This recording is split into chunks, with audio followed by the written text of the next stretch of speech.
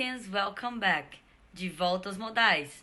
Então, hoje temos should, would, ought to, shall, must, will e mãos à obra. Here we go! Então, queridos, de volta aos modal verbs. Nós já vimos os verbos can, may, could e might. Hoje, nós vamos ver o must, will, o shall, would, should, ought to. Ou seja, nós vamos terminar os modal verbs para a gente se concentrar apenas naqueles que a gente vai precisar para third conditional, tá? Lembrando que a gente tá vendo modal verbs por causa da third conditional e também porque é um conteúdo que eu creio que vocês ainda não viram. Então, vai todo no pacote. Comecemos com should, ought to e must. Talvez vocês já tenham visto o should, porque o should é um dos verbos mais comuns, além do can e o verbo to be. O should e o ought to, eles têm basicamente o mesmo significado. Só que como eu já falei anteriormente, o ought to, ele é um verbo mais formal. Ambos vão expressar conselho, obrigação, dever, probabilidade e a lembrança, a memória de um dever, tanto no presente quanto no futuro. Por exemplo, eu posso dizer assim: You should carry some cash, but not much. Seria a mesma coisa de dizer You ought to carry some cash, but not much. Estou dizendo que você deveria carregar algum dinheiro, mas não muito, tá? Dinheiro no sentido de dinheiro vivo, tá, gente? Cash é dinheiro vivo, em espécie. Aí é uma espécie de conselho. Angela should be more careful. Angela ought to be more careful. Então, também é um conselho. Angela deveria ser mais cuidadosa. We should give her a present. It's her birthday. We ought to give her a present. It's her birthday. Nós deveríamos dar um presente a ela. Essa palavra present poderia ser gift, tá, gente? It's her birthday. É o aniversário dela. Aí entra como uma espécie de obrigação ou dever. You shouldn't say things like that to your sister. Você não devia dizer coisas como essa para sua irmã. You ought not to say things like that to your sister. Exatamente a mesma coisa. Você não deveria dizer coisas assim para sua irmã. Outro detalhe. O should também é usado para expressar ou pedir opinião, como no caso I think Paul should be more polite. É minha opinião. Eu acho que o Paul devia ser mais educado.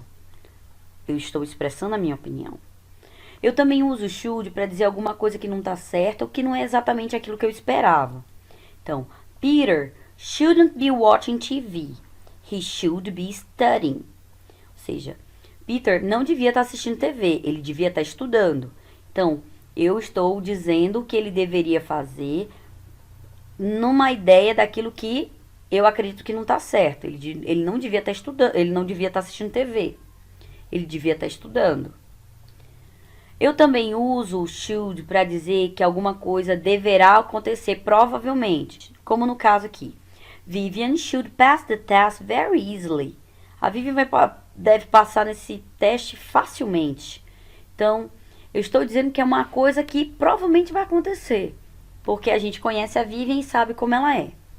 Uma coisa importante de dizer que should e ought to não são verbos impositivos. Eu digo deve fazer algo, mas não necessariamente com o sentido de impor a minha obrigação, impor o dever.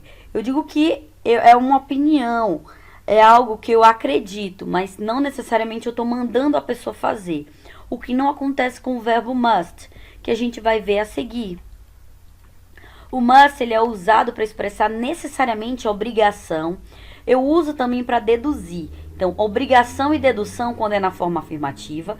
E eu uso para proibir quando é na forma negativa. Então, vocês estão vendo a força que o must tem. Ele impõe a opinião. E no caso do ought to e do should, nós estamos sugerindo. É uma forma de expressão e não imposição. Vamos ver alguns exemplos. The doctor said you must stop smoking, otherwise you will die. O médico disse que você devia parar de fumar, senão você vai morrer. Então, assim, é uma questão de obrigação. A forma como ele fala é muito mais forte. The children must be sleeping now. There are no lights on in their room. Aqui eu estou deduzindo que as crianças devem estar dormindo agora porque não tem luz acesa no quarto delas. É uma dedução. You must not shoot displays. You must not shoot displays. Você não deve filmar esse lugar. Você não pode filmar esse lugar. É uma proibição. Children mustn't see this movie. Crianças não devem ver esse filme. Também é uma forma de proibir. Ou é quase como se a gente dissesse que não tem permissão para. Espero que vocês tenham entendido. Must é uma espécie de imposição. E o should, ought to é uma forma de expressar opinião, de dar conselho. Que não é a ideia do must. O must, ele impõe a sua vontade. Geralmente o must ele não é usado em orações negativas que vão indicar certeza de alguma coisa. Nesse caso aí a gente usa o can't ou cannot para expressar certeza em orações negativas. Por exemplo, it can't be the postman at the door. It's only 6 o'clock. Não pode ser o carteiro na porta. Só são 6 da manhã, 6 em ponto.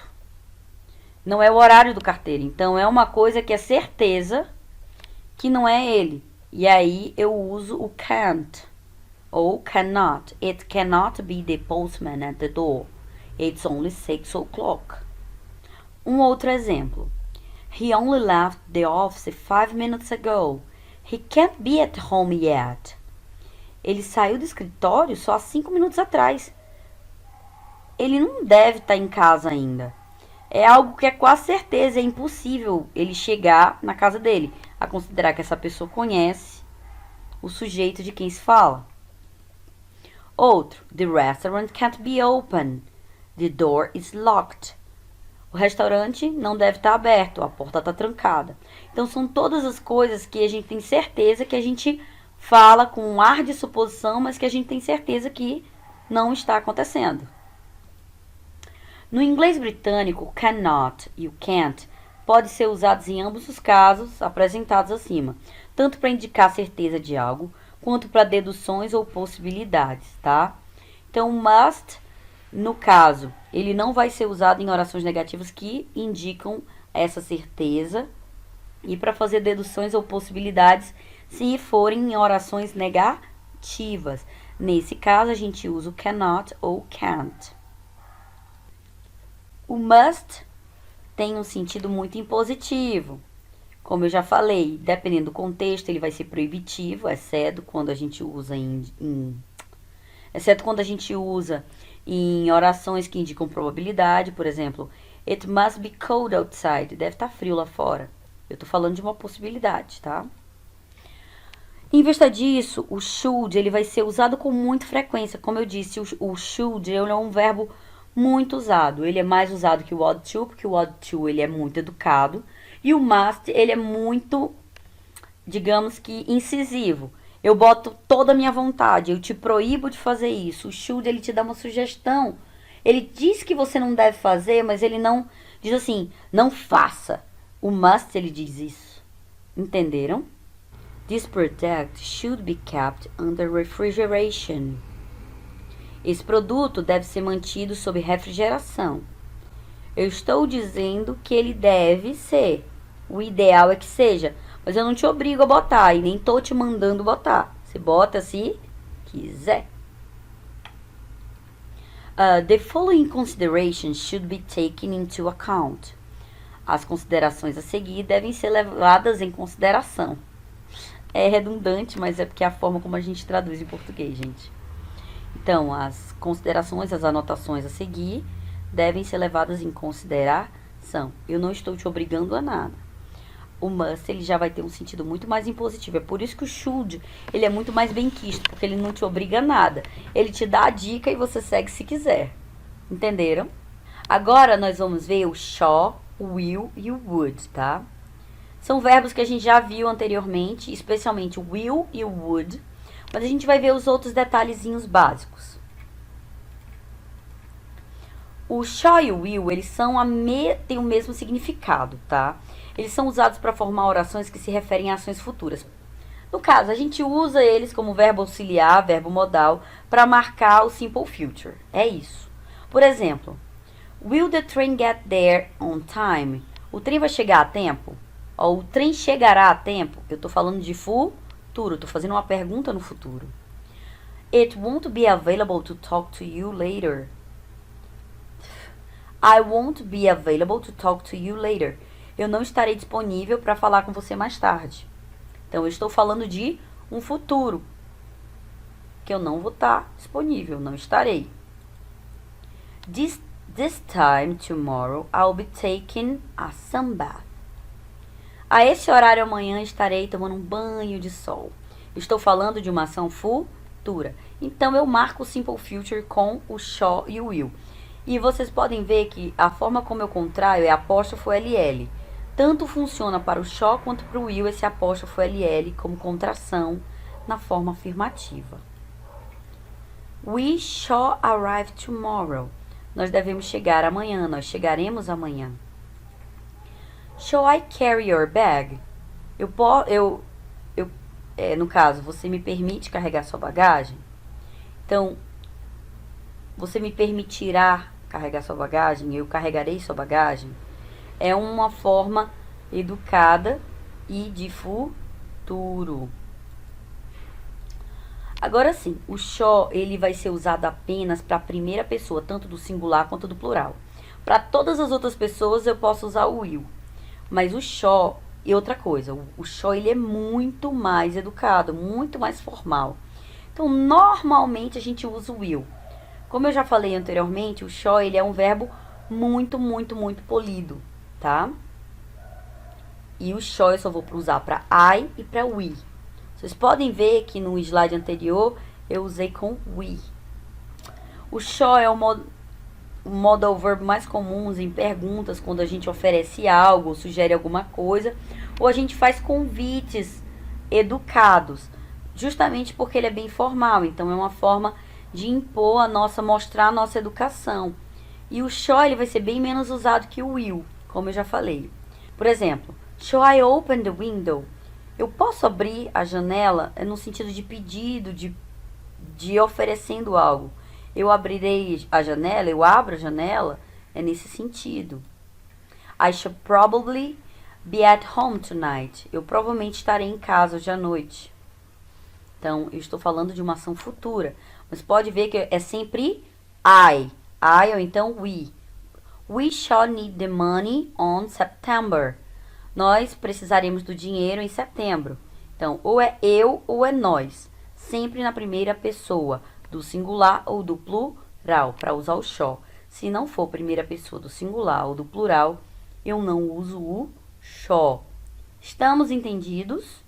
Lembrando que shall e will vai ter o mesmo significado, só que o shall a gente usa para oferecer algo, sugerir alguma coisa, fazer convite. Só que sempre usamos ele para a primeira pessoa do singular ou do plural. Belezinha. Vamos para o would?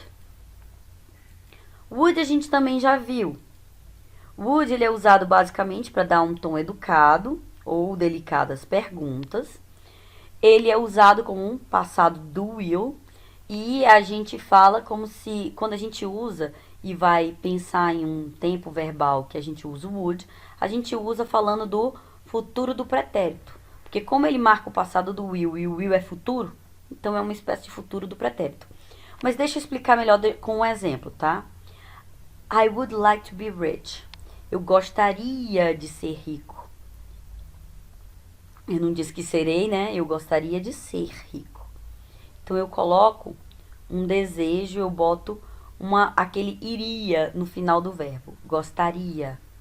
I'd like to have gone to the party. Eu gostaria de ter ido à festa. I would tell you if I knew. Eu contaria a você se eu soubesse. Então, nesse caso, vocês podem ver contaria, gostaria, Would you pass me the salt, please? Você me passaria o sal, por favor?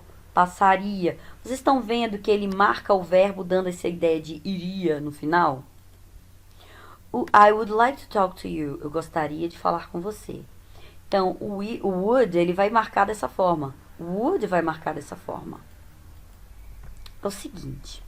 Quando eu uso would para falar de uma ação habitual no passado, aí eu já não emprego mais aquela ideia de futuro do pretérito, tá, gente? Porque é uma ação habitual no passado, que eu costumava fazer no passado.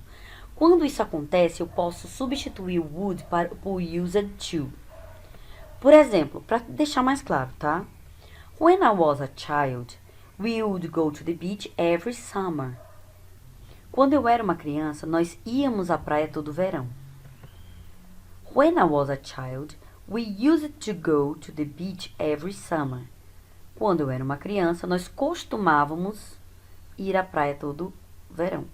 Então, vocês veem que é o mesmo sentido. Íamos ou costumávamos ir, mas era uma ação habitual no passado. Um outro exemplo. When we were 8 years old, I'd ride a bicycle every day. Quando eu tinha 8 anos de idade, eu andava de bicicleta todo dia. Agora com o used to. When we were 8 years old, we used to ride a bicycle every day. Quando eu tinha 8 anos de idade, nós costumávamos andar de bicicleta todo dia. Então, queridos, são as situações de uso do shall, do will, do would, do must, do should e do ought to, que eu queria mostrar para vocês. Quando a gente for ver direitinho a questão da third conditional, nós vamos visualizar só aqueles que a gente vai precisar, ok? Bye bye, see you next class.